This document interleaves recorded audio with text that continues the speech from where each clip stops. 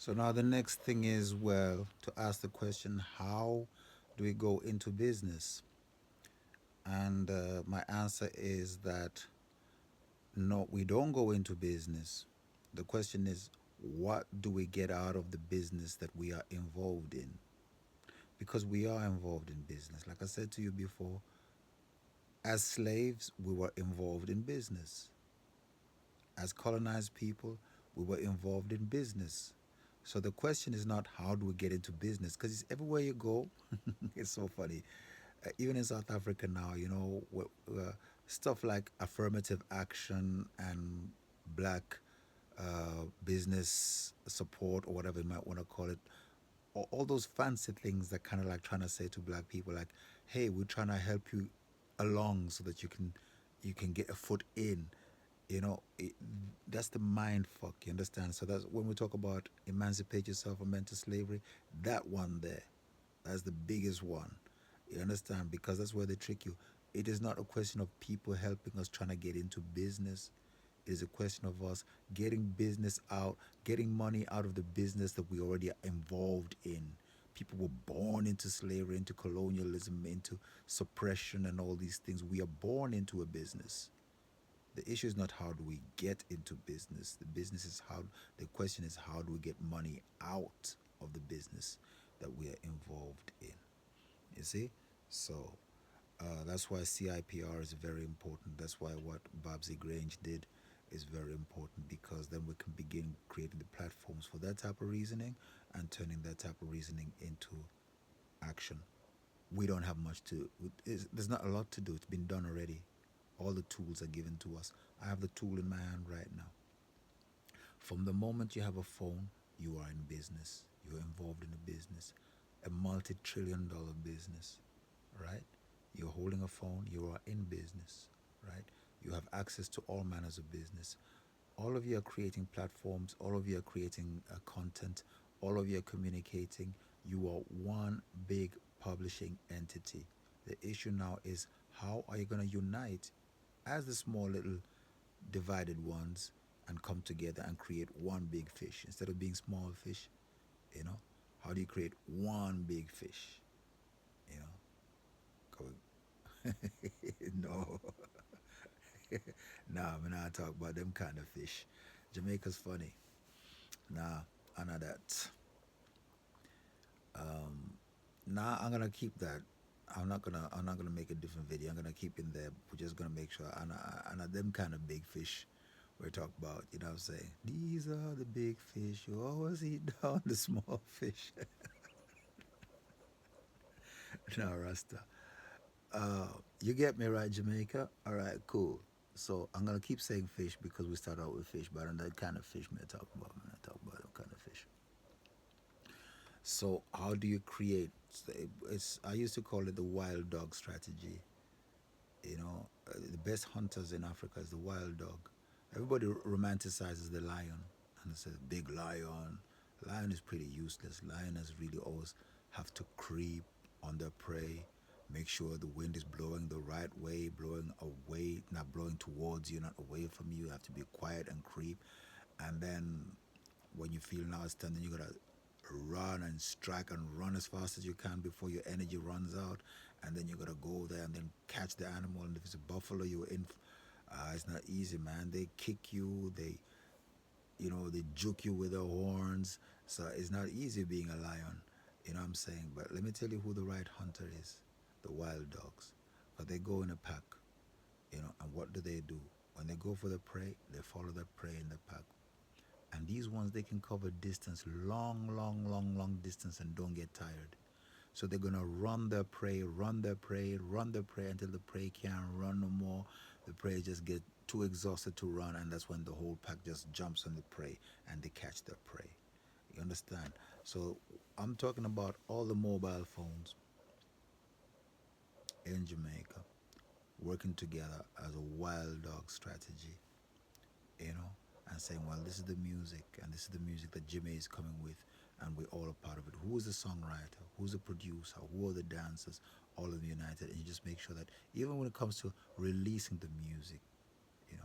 So okay, the music that I'm giving you is music that's coming to you as demos. I'm not saying I want to release my music and make my music go bust. What I want to bust is the eternal bust is a business structure bust. Is a structure that must bust, not the artist. Because when artists bust, what does it mean? You know, what it means that people are gonna be arguing over who is the king of dancehall. You know what I'm saying? But who's contributing to dancehall? Is the people carry dancehall, you know.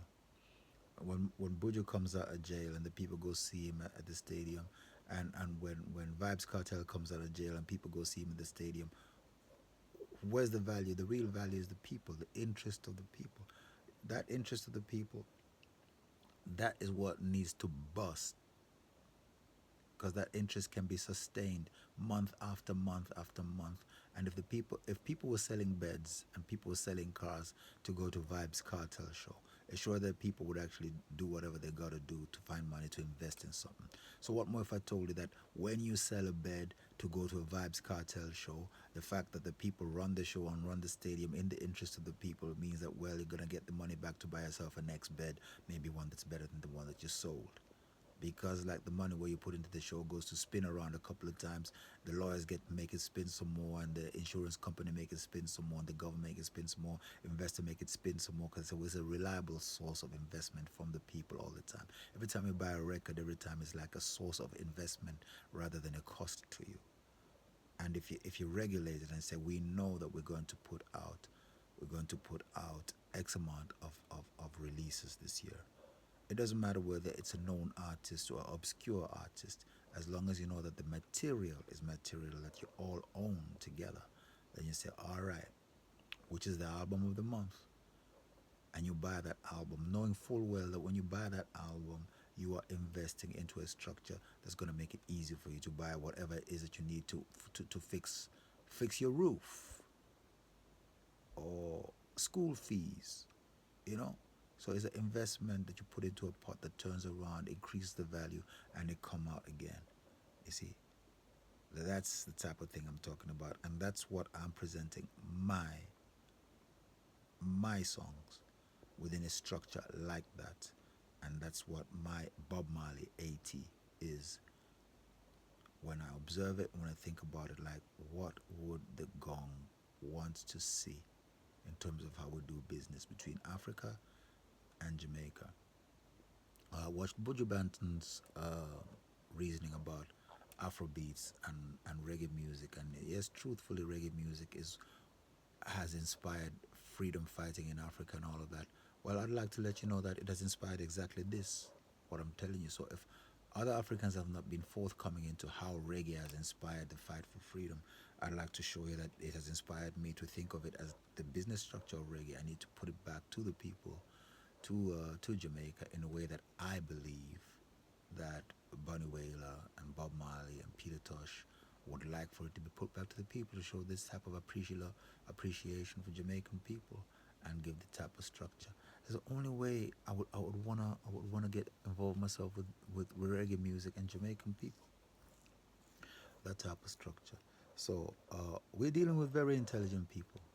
Uh, People who are hustling. We're dealing with people who want to see a better society, better community, and would do anything to uplift themselves and uplift this music. So I'm 100% sure that the response is going to be right. 'Cause this here is a response to what those people have put out. This is my response to reggae music. So going back to Buju and Afrobeats and all of that is like, then I go straight and say, Buju, just go check the songs and see what songs are there that you want to make a collab with, and then if when we go make the collaboration, we look at what the CIPR is going to be. So every song must have a CIPR process attached to it, and every CIPR process is one that you actually sit down and work out. There's no one standard one. There's some guidelines for what CIPR is, and we can use those ones for each song and say, what do we want to do? What is it? Is it water in Flint, Michigan? Or is it the Maroons? Or what is it as one big family? What is the CIPR going to be? And the percentage of it always goes to the Jamaican Sovereign Fund, Reggae Sovereign Fund, if you want to call it that. I won't even give it a name. Jamaicans will have to come up with a name for it. But you see, so on that on them level to get it.